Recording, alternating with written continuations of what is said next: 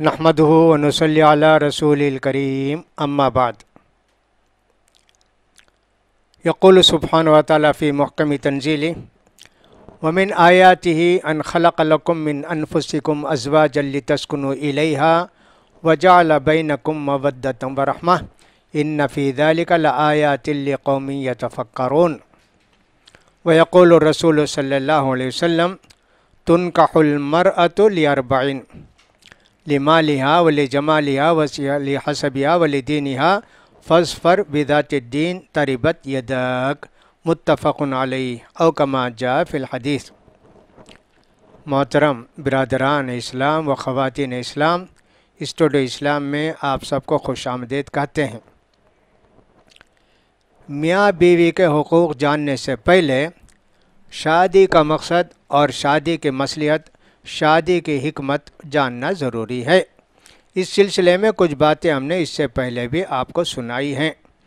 आज भी हमने सूरह रूम की आयत तिलावत की, 21वें नंबर की आयत। अल्लाह ताला फरमाते हैं, अल्लाह की कुदरत की निशानियों में से, अल्लाह की मेहरबानियों में से एक मेहरबानी ये भी है, अल्लाह ने तुम्ही में से तुम्हारा जोड़ा बनाया।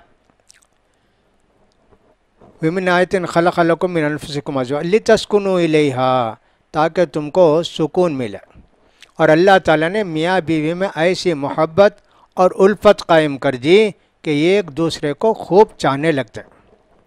यकीनन समझ रखने वालों के लिए इसमें बड़ी निशानियाँ हैं। हमारे प्यारे नबी सल्लल्लाहु अलैहि वसल्लम फरमाते हैं कि लड़की से शादी करने के लिए 4 बातों को देखा जाता है: खूबसूरती, दौलत, ख़ानदान कबीला और दीनदारी। ये 4 बातें देखी जाती हैं। फरमाते हैं प्यारे नबी, तुम दीनदार लड़की से शादी करो तो अल्लाह ताला तुम्हारी ज़िंदगी को कामयाब करेगा। और नबी करीम ने यह भी फरमाया, नौजवानों, जिसको शादी की ख्वाहिश है उसको शादी कर लेना चाहिए।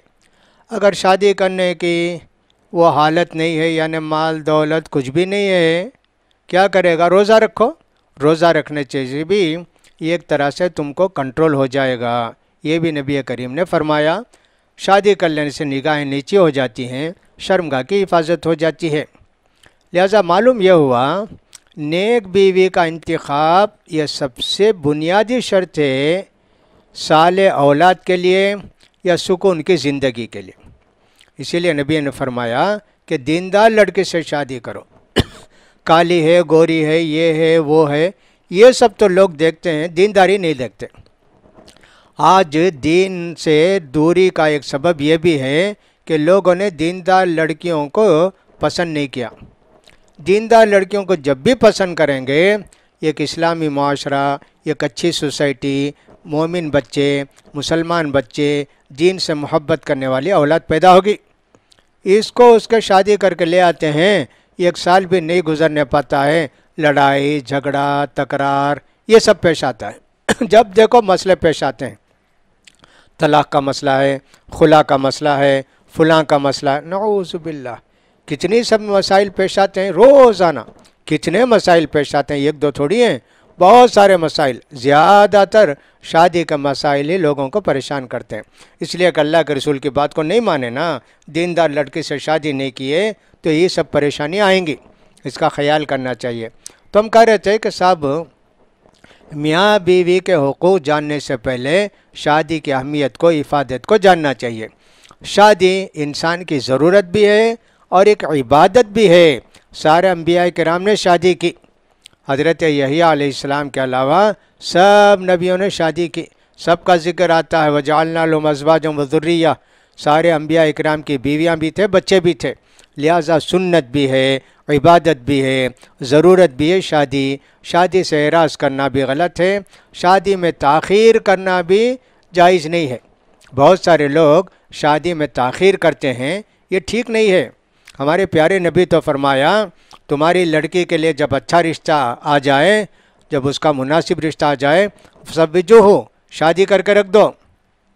अगर तुमने इसमें ताख़ीर की तो दुनिया में फ़साद और शर फैलेगा, ज़िना आम हो जाएगा, ख़यानतें ज़्यादा होने लगेंगी। हमारे प्यारे नबी तो यही फरमाते हैं ना। लिहाजा शादी में ताख़ीर करना भी जायज़ नहीं।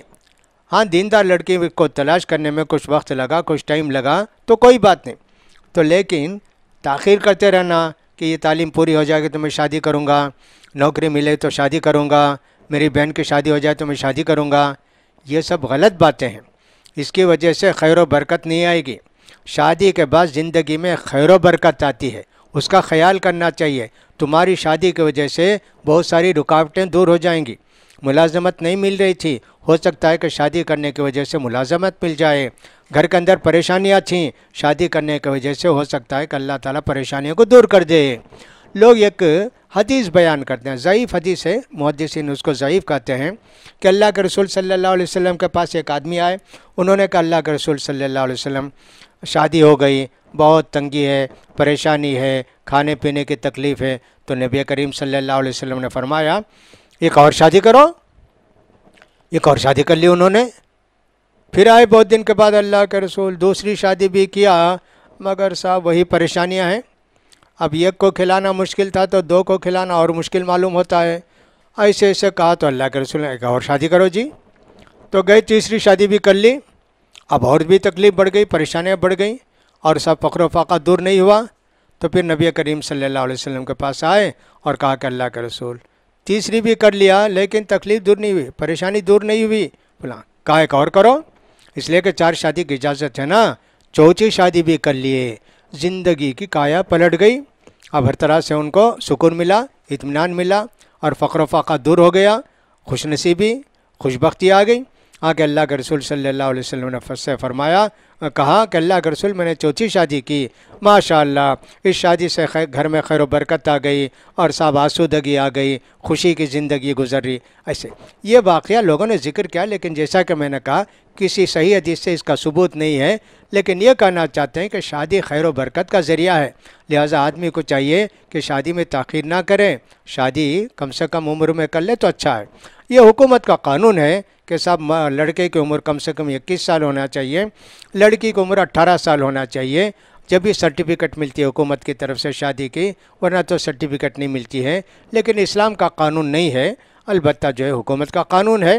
اگر کوئی آدمی اس قانون کو برداشت کر کے اس قانون کو پر چلتے ہوئے اپنی زندگی کو کنٹرول کرتا ہے، ہم یہ نہیں کہیں گے کہ ناجائز ہے، حرام ہے، ہم کہتے ہیں ٹھیک ہے کوئی بات نہیں، لیکن غلط راستے پر نہ جاؤ، اس کا خیال کرو۔ بہرحال شادی کی نہ عمر ہے نہ شادی کی کوئی وہ ہے ٹائم ہے، لمٹ ہے، کچھ بھی نہیں، ان کا خیال کرنا چاہیے۔ لہٰذا شادی دین کے مطابق ہو، شریعت کے مطابق ہو تو انشاءاللہ اس میں بڑی خیر و برکت آئے گی، لیکن شادی کے اندر بہت ساری باتیں غلط ہو جاتی ہیں، اس لیے شادی کے اندر خیر و برکت نہیں آتی ہے، بلکہ لڑائی جھگڑا فساد سب ہوتا ہے۔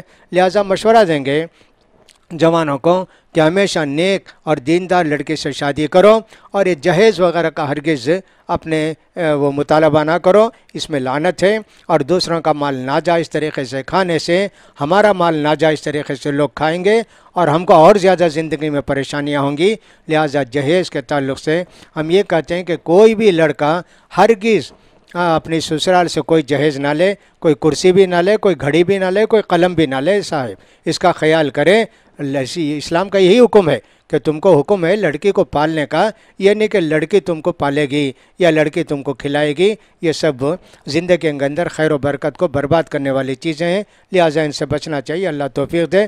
وآخر دعوانا الحمدللہ رب العالمین۔